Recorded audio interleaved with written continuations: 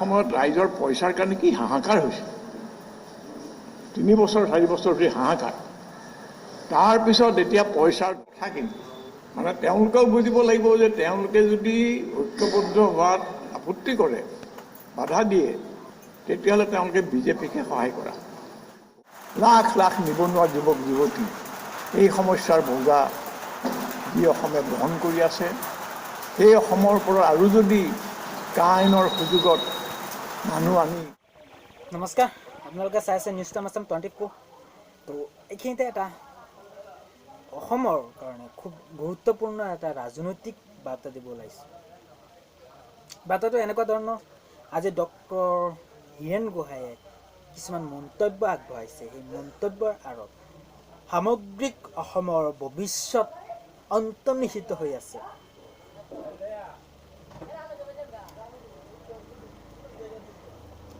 আপোনালোক, মই প্ৰথমতে কৈছোঁ, আপোনালোক অসমৰ বেয়া নাপাব কথা এটা কোৱাৰ কাৰণে এটা নকাৰাত্মক, এটা ঋণাত্মক ধৰণৰ কথা ক'বলগীয়া পৰিস্থিতি আহি পৰিছে। আপোনালোক মূৰ্খ নেকি? এই 21 শতিকাৰ বিজ্ঞান প্ৰযুক্তিবিদ্যাৰ যুগত কিয় কৈছোঁ কথাটো এক ছেকেণ্ড ভাবক। এতিয়া মানুহৰ জেপে জেপে পইচা ভৰাই দিব খুজি আছে। তাৰপিছত আঁচনিৰ জোৱাৰ বোৱাই দিছে, পইচাৰ জোৱাৰ বোৱাই দিছে। পইচা লাগে নেকি? আহক আৰু বিক্ৰী হওক। এতিয়া মানুহক ক্ৰয় কৰিব বিচাৰি আছে। ইমান দিন ক'ত আছিলে? মই ইয়াৰ আগতো ভিডিঅ' এটা বনাইছিলোঁ তেনেকুৱা। আজিৰ ভিডিঅ'টোৰ লগত প্ৰাসংগিক এটা ভিডিঅ' মই ইয়াৰ পূৰ্বেও বনাইছিলোঁ। হেৰিৰ লগত সেইটো খুবেই এটা সামঞ্জস্য আছে। তো আজি কিয় এই ভিডিঅ'টো বনালোঁ? হীৰেণ গোহাঁই, ডক্টৰ হীৰেণ গোহাঁইৰ লগত যিহেতু সম্বন্ধ থকাৰ কাৰণে। প্ৰথমতে কৈছোঁ যে এতিয়া আঁচনিৰ কোনো অভাৱ নাই। আপোনাৰ পইচা লাগে নেকি? পইচা লাগিলে আপুনি আহি যাওক আৰু আপোনাৰ একাউণ্ট দি থৈ যাওক। আপুনি বিনা দ্বিধাই, বিনা চিন্তাই ঘৰলৈ গুচি যাওক। তাৰপিছত আপোনাৰ একাউণ্টত পইচা দি দিয়া হ'ব। মানে আপুনি বিক্ৰী হৈছে। ক'ত বিক্ৰী হৈছে? মোৰ ওচৰত। কেনেকৈ বিক্ৰী হৈছে? ৰাজনৈতিকভাৱে। আৰু ৰাজনৈতিকভাৱে বিক্ৰী হোৱা মানে কি? সকলো শেষ আপোনাৰ। অৰ্থনৈতিক, সামাজিক যিবোৰ দি আছে, সাংস্কৃতিক চব শেষ। তো তেনেকুৱা পৰিস্থিতি আহি গৈছে।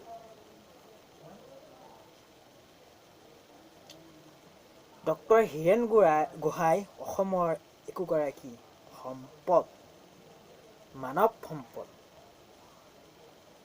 ভাৰতীয় জনতা পাৰ্টীৰ যি ঢৌ উঠিছিল 2016 চনৰ অসম বিধানসভাৰ নিৰ্বাচনত, ইয়াৰ পূৰ্বেই ডক্টৰ হীৰেণ গোহাঁইয়ে মেছেজ দিছিল জনগণক যে ফেচিষ্ট এটা আদৰ্শৰ দলক আপোনালোকে ভোট নিদিব, চৰকাৰ গঠন কৰিব, সুবিধা নিদিব। কিন্তু অসমৰ জনগণে নামানিলে আৰু সেই পাইচিত্ৰ এতিয়া পাই আছে। প্ৰতিদিনে প্ৰতি পলে পলে পাই আছে। তো আজিও যদি সেইগৰাকী মানৱ সম্পদ তথা সমাজসেৱক, বুদ্ধিজীৱী, তেখেতৰ কথা যদি নুশুনে, তেন্তে বিপদ সমাগত, সুনিশ্চিত। তো আৰু লগতে কৈছে যে ভাৰতীয় জনতা পাৰ্টীয়ে এতিয়া হিতাধিকাৰী সৃষ্টি কৰিব গৈ আছে। তো ইয়াৰ পূৰ্বে কোনো খবৰ নাই। মানুহে কিমান পইচাৰ অভাৱত হাহাকাৰ কৰিছিল। পইচাৰ অভাৱত মানুহৰ দুবেলা দুমুঠি খাব পৰা নাছিল। তেনেকুৱা চিটুৱেশ্যন আছিলে মানুহৰ আগতে। কিন্তু এতিয়া কিয় ইমান মনত পৰিছে? ৰাজনৈতিক ষড়যন্ত্ৰ যিমানেই নকওক কিয় যে আমাৰ কোনো ৰাজনৈতিক ষড়যন্ত্ৰ একোৱেই নাই। ডক্টৰ শৰ্মাই কৈছিলে তেনেকৈ এখন ৰাজহুৱা সভাত যে আমাৰ একো উদ্দেশ্যই নাই আঁচনি দিয়াৰ। এতিয়া মোৰ হাঁহি উঠিছে এতিয়া, জানেনে? এনেকুৱা এগৰাকী ইমান শিক্ষিত তথা ডক্টৰেট PhD ডিগ্ৰী থকা এখন থেচিছ লিখা মানুহে তেনেকৈ ক'ব পায়নে? গৱেষণা কৰা এজন মানুহ কিবা এটা বিষয়, মোৰ নিচিনা আপোনাৰ দৰে মানুহ হ'লে বেলেগ কথা। আৰু লগতে কৈছে যে যদি নেকি ৰাজনৈতিক দল, যিবোৰ আঞ্চলিক ৰাজনৈতিক দল আছে, সেই আঞ্চলিক ৰাজনৈতিক দলবোৰে যদি সৰু সুৰা মতানৈক্য বাদ নিদি AIUDFৰ সৈতে মিত্ৰতা নকৰে তথা মহাজোঁট গঠন নকৰে, তেন্তে আগন্তুক নিৰ্বাচনত BJPক সহায়হে কৰা হ'ব। অৰ্থাৎ পৰোক্ষভাৱে ইনডাইৰেক্টলি BJPৰ একোগৰাকী ছাপোৰ্টাৰ যোনে তেনেকুৱা কৰিব, কাৰণ ভোট বিভাজিত কৰি দিয়া হ'ব। অকলে পৃথকভাৱে নিৰ্বাচন খেলিলে ভোটসমূহ বিভাজিত কৰি BJPক ভাত মুকলি কৰি দিয়া হ'ব, তেনেকুৱা বুজাইছে। বাৰম্বাৰ আহ্বান জনাইছে যে আপোনালোকে মহাজোঁট গঠন কৰক, সৰু সুৰা যিবোৰ মতাদৰ্শ আছে সেইবোৰ এতিয়া আঁতৰাই ৰাখক। এতিয়া কেৱল এটাই উদ্দেশ্য বা এটাই সমস্যা যে ফেচিষ্ট চৰকাৰক কেনেকৈ ক্ষমতাৰ পৰা আঁতৰাই পেলাব পাৰোঁ। তো এইবাৰো আপোনালোকৰ এটা মহা সুযোগ আহি আছে। তো আপোনালোকে যদি এনেকুৱা ব্যক্তিৰ যদি কথা বা বাক্য দুৰিচ্ছাত কৰি দিয়ে, অগ্ৰাহ্য কৰি দিয়ে, বিপদ যে সুনিশ্চিত সেয়া খাটাং। আৰু লগতে কৈছে যে অখিল গগৈক অন্যায়ভাৱে কাৰাৰুদ্ধ কৰি ৰখা হৈছে এই ফেচিষ্ট চৰকাৰখনে। তো ভূমিহীন কৃষকসকলক ভূমি নিদি তাৰপিছত উচ্ছেদ কৰা হৈছে, এই কথা স্পষ্ট ৰূপত উল্লেখ কৰিছে। তো সেইবোৰ মনত পেলোৱাৰ প্ৰয়োজন আছে। এতিয়া 50 লাখৰো অধিক নিবনুৱা কক বকাই আছে এইখন অসমত। 50,000 টকাৰ কাৰণে মানুহ মৰিব নেকি? বা আপোনাৰ কিবা সমস্যা, ডাঙৰ সমস্যাৰ সৃষ্টি হ'ব নেকি? আপুনি যদি এটা চাকৰি পোৱা নাই, তেন্তে 50,000 টকা দি কি কৰিব? এটা মোবাইলেই কিনিব নোৱাৰিব, বা তেনেকুৱা মোবাইল কিনিবৰ কাৰণে পইচা দিয়া যেন লাগে, বা লেপটপ একোটা কিনিবৰ কাৰণে পইচা দিয়া যেন লাগে।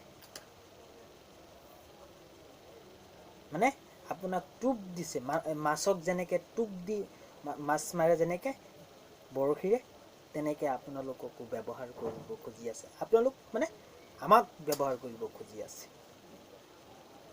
যিকোনো চলে বলে কৌশলে আমি যাতে কয় হৈ যাওঁ, সেয়াই পৰিকল্পনা ৰচি আছে। ইমান আঁচনিৰ ইমান প্ৰয়োজনীয়তা এতিয়া ক'ত আহি পৰিছে? ইয়াৰ পূৰ্বে নাছিল নেকি? অসমত মানুহ নাছিল নেকি? বা অসমত সমস্যা নাছিল নেকি? এতিয়া বানপানীকো ৰাষ্ট্ৰীয় সমস্যা হিচাপে চিহ্নিত কৰা হ'ব। হায় হায়, মাথাই কাম নকৰা হৈ গৈছে। ইমানবোৰ সমস্যা এতিয়া আহি পৰিছে আৰু সমাধানৰ ভাতো আহি পৰিছে, সমাধান সূত্ৰ আহি পৰিছে। সমাধান কৰা হ'ব, সমাধান কৰিয়ে আছে যিমান পাৰে। কিন্তু জানেনে সেইবোৰ ক'ৰ পৰা পইচা আহি আছে? সেইবোৰ ৱৰ্ল্ড বেংক আৰু এছিয়ান ডেভেলপমেণ্ট বেংকৰ পৰা পইচা আহি আছে। পইচা এনেই দিয়া নাই, ঋণ লৈছে ৰাজ্য চৰকাৰে, ঋণৰ অভাৱত। তো আগন্তুক চৰকাৰখনে ইয়াৰ সমস্যা ভুগিব লাগিব, যোনে আগন্তুক দিনত চৰকাৰ গঠন কৰে। BJPয়ে ভাৰতীয় জনতা পাৰ্টীয়ে গঠন কৰিলেতো সিহঁতেই ভুগিব। আৰু সিহঁতেনো কি ভুগিব? চিণ্ডিকেটটো আছেই, কয়লা চিণ্ডিকেট, তাৰপিছত বহুত কিবা কিবি চিণ্ডিকেট, সেইবিলাকতো জানেই। আৰু নতুন চৰকাৰ এখনে ফেচ কৰিব লাগিব যদি গঠন কৰে নতুন চৰকাৰ। তো এইখনেই অসম। ডক্টৰ হীৰেণ গোহাঁইৰ মন্তব্য আমাৰ হাতত আছে। তো কেইবাটাও দিশত মন্তব্য আগবঢ়াবলৈ কৈছে। 1 নম্বৰ, আঁচনিৰ যি যোৱা সেয়া বোৱাই দিছে, 1 নম্বৰ কৈছে। তাৰপিছত কৈছে যে যিবোৰ সৰু সুৰা ৰাজনৈতিক দল আছে সেইবোৰৰ মতভেদ তথা মতাদৰ্শগত আদৰ্শগত পাৰ্থক্য থাকিলেও এতিয়া একত্ৰিত হৈ নিৰ্বাচনত যুঁজ দিয়াৰ অন্তিমখন আৰু এয়া নকৰিলে বুজা যাব সেইটো ৰাজনৈতিক দলে যোনে কৰা নাই সেইটো ৰাজনৈতিক দলে পৰোক্ষভাৱে ইনডাইৰেক্টলি ভাৰতীয় জনতা পাৰ্টিক নিৰ্বাচনত জয়ী হ'বলৈ সহায়হে কৰিছে।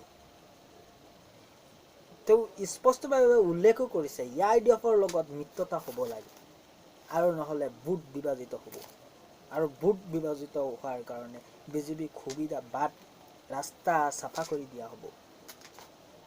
তো এতিয়ালৈকে আপোনালোকে নিজৰ সিদ্ধান্ত নিজৰ বিবেকবোধ কেনেকৈ ইউজ কৰিব সেয়া থিৰাং কৰা নাইনে? কাৰ সন্দৰ্ভত এটা মন্তব্য আগবাঢ়িছে যে অসমৰ পৰা কাৰ জৰিয়তে অসমত লাখ লাখ বিদেশীয়ে সংস্থাপন পাব। গতিকে কাৰ বিৰুদ্ধে প্ৰতিবাদ কৰিব লাগে আৰু প্ৰতিবাদ EVM মেচিনৰ জৰিয়তে প্ৰথমতে কৰক আৰু নহ'লে নহ'ব। ৰাজপথৰ প্ৰতিবাদৰ কোনো মূল্য নাই যদি চৰকাৰ গঠন কৰিব ক্ষমতাত থাকিব নোৱাৰে, সেয়াও স্পষ্ট। তাৰপিছত অখিল গগৈ সন্দৰ্ভত ক'লে অন্যায়ভাৱে ৰখা হৈছে কাৰাৰুদ্ধ কৰি এনেকুৱা বিপ্লৱী নেতা। তাৰপিছত কৈছে ভূমিহীন কৃষকসকলে কক বকাই আছে অসমত, তো সেইসকলক ভূমি দিয়া পৰিৱৰ্তে দি আছে উচ্ছেদ। কাক কৈছে আপোনালোকে নিশ্চয় বুজিয়ে পাইছে চাগে।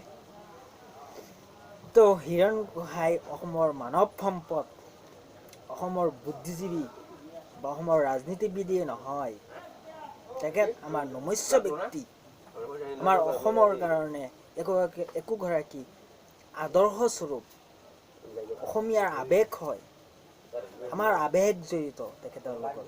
তো এনেকুৱা নেতা এনেকুৱা ব্যক্তিৰ কথা যদি নুশুনে তেতিয়াহ'লে আগন্তুক দিনবোৰত আমি যে আমাৰ নিজৰ ভৰিৰ তলত অলৰেডি মাটি খহিয়েই গৈছে, পিছত আমাৰো অস্তিত্ব নাথাকিব। চাব এদিন তেনেকুৱাই হ'ব। আৰু লগতে অখিল গগৈ সন্দৰ্ভত কৈছে যে অখিল গগৈক অন্যায়ভাৱে কাৰাৰুদ্ধ কৰি ৰখা হৈছে। তো অখিল গগৈক ভুৱা গোচৰ জাপি দি এনেকুৱা কৰা হৈছে, চৰকাৰে কৰি আছে, স্পষ্টভাৱে কৈছে। তো এইখিনি আছিলে মূল বিষয়। যদি আপুনি একোগৰাকী সচেতন জাগৰণ তথা সক্ৰিয় বা আপুনি প্ৰকৃতপক্ষে অসমীয়া জাতীয় আৱেগ থকা একোগৰাকী লোক হয়, তেন্তে এই কথাবিলাক আপুনি হৃদয়ংগম কৰিবচোন। ভালদৰে পৰ্যালোচনা কৰিব, তেতিয়াহে আপুনি গম পাব যে সঁচাই হীৰেণ গোহাঁইৰ কথাখিনি সত্য হয়। তেখেতে 2016 চনৰ নিৰ্বাচনৰ পূৰ্বেও কৈছিল, বাৰণ কৰিছিলে,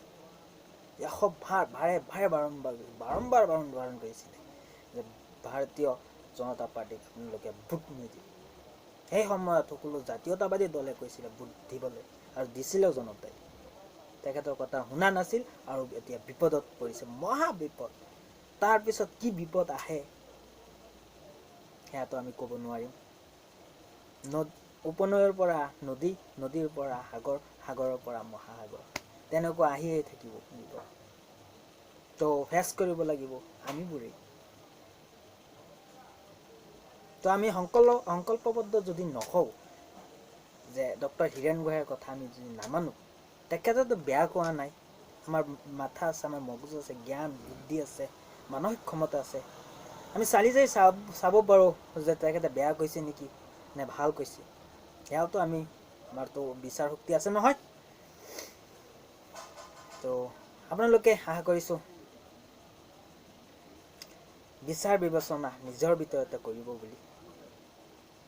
তো এইখিনি আছিলে মূল বিষয়। যদি ভিডিঅ'টো ভাল লাগিছে তেতিয়া চেনেলটো ছাবস্ক্ৰাইব কৰিব আৰু সদায় আমাৰ সৈতে থাকিব, সহায় সহযোগিতা কৰিব বুলি আশা ৰাখিলোঁ। আৰু ভিডিঅ'টো ভাল লাগিলে লাইক এটা কৰিব আৰু আপোনালোকৰ যি বহুমূলীয়া কমেণ্ট আছে সেয়া জনাবলৈ নাপাহৰিব। কমেণ্ট বক্সত আহি ঋণাত্মক ধনাত্মক পজিটিভ নেগেটিভ সকলো ধৰণৰ কথা আপুনি জনাব পাৰে কমেণ্ট বক্সত। তো সদস্যত পুনৰ সকলোকে ধন্যবাদ আৰু নমস্কাৰ জনাই ভিডিঅ'টোৰ অন্ত পেলাব বিচাৰিছোঁ আৰু এই স্বাগতে মই আপোনালোকৰ মাজৰ পৰা বিদায় ল'ব বিচাৰিছোঁ। তো আপোনালোকে চাই আছে নিউজ টাইম আছাম 24। জয় আই। অসমত আহি পেলাই অসমীয়া ভাষাত দুআষাৰ কৈ পেলাই বক্তৃতা আৰম্ভ কৰাৰ নিচিনা কথা আৰু জনতোষণেই মন মানে মানুহক ফুচুলাই পেলাই তেওঁলোকৰ পিনে ভোট আকৰ্ষণ কৰে। এতিয়াতো চাৰিওফালে পইচাৰ ঢল বোৱাই দিছে। তো আপোনালোকে জানে যে এটা সময়ত ৰাইজৰ পইচাৰ কাৰণে কি হাহাকাৰ হৈছে, 3 বছৰ 4 বছৰ ধৰি হাহাকাৰ। তাৰপিছত এতিয়া পইচাৰ ঢলত মানুহ মানে জেপে জেপে পইচা ভৰাই, এই আঁচনি নহ'লে সেই আঁচনি, এইটো সুবিধা নহয় সেইটো সুবিধা। মানুহক মানে বিভ্ৰান্ত কৰিবলৈ, বৰ্তমানৰ সংকটপূৰ্ণ অৱস্থা পাহৰাই দিবলৈ এইবোৰ কাম কৰা হৈছে। যে সন্দেহ নাই যে নিৰ্বাচনৰ ছমাহ পিছতে এই সকলোবোৰ নোহোৱা, যে তেওঁলোকে য'ত যিটো সুবিধা হয় অসমত আহি পেলাই অসমীয়া ভাষাত দুআষাৰ কৈ পেলাই বক্তৃতা আৰম্ভ কৰাৰ নিচিনা কথা আৰু জনতোষণেই মন মানে মানুহক ফুচুলাই পেলাই তেওঁলোকৰ পিনে ভোট আকৰ্ষণ কৰে। এতিয়াতো চাৰিওফালে পইচাৰ ঢল বোৱাই দিছে। তো আপোনালোকে জানে যে এটা সময়ত ৰাইজৰ পইচাৰ কাৰণে কি হাহাকাৰ হৈছে, 3 বছৰ 4 বছৰ ধৰি হাহাকাৰ। তাৰপিছত এতিয়া পইচাৰ ঢলত মানুহ মানে জেপে জেপে পইচা ভৰাই, এই আঁচনি নহ'লে সেই আঁচনি, এইটো সুবিধা নহয় সেইটো সুবিধা। মানুহক মানে বিভ্ৰান্ত কৰিবলৈ, বৰ্তমানৰ সংকটপূৰ্ণ অৱস্থা পাহৰাই দিবলৈ এইবোৰ কাম কৰা হৈছে। যে সন্দেহ নাই যে নিৰ্বাচনৰ ছমাহ পিছতে এই সকলোবোৰ নোহোৱা আৰু কাণ্ডজ্ঞানৰ কথা।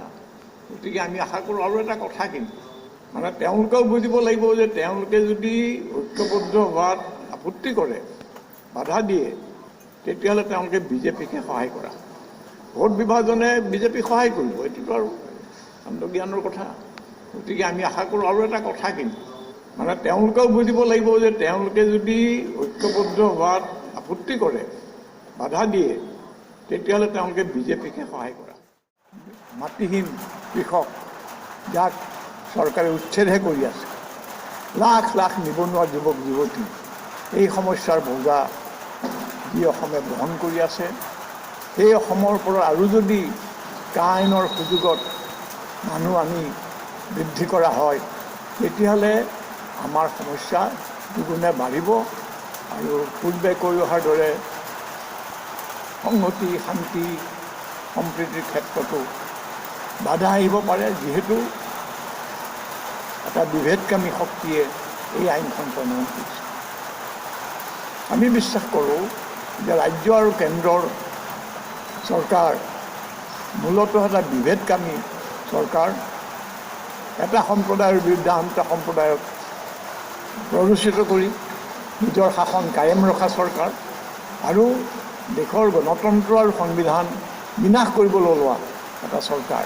ইমান দিনে তাৰ বিভিন্ন লক্ষণ দেখা গৈছে আৰু আমি ভাবোঁ যে ৰাইজে মুখ ফুটাই নক'লেও পেটে পেটে সকলোৱে কথাটো উপলব্ধি কৰিছে।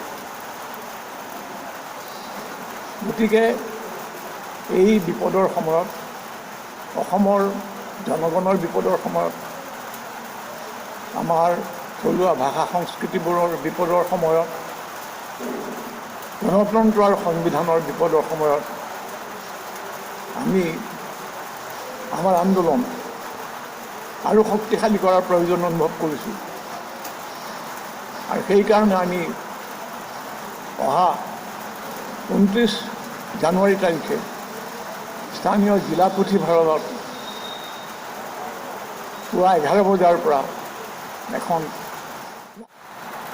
এতিয়া আমাৰ আৰু এটা বিশ্বাস হৈছে যে কা বিৰোধী আন্দোলনত যিহেতু আমি এটা বিশেষ ৰাজনৈতিক শক্তিৰ বিৰুদ্ধে যুঁজিব লগা হৈছে,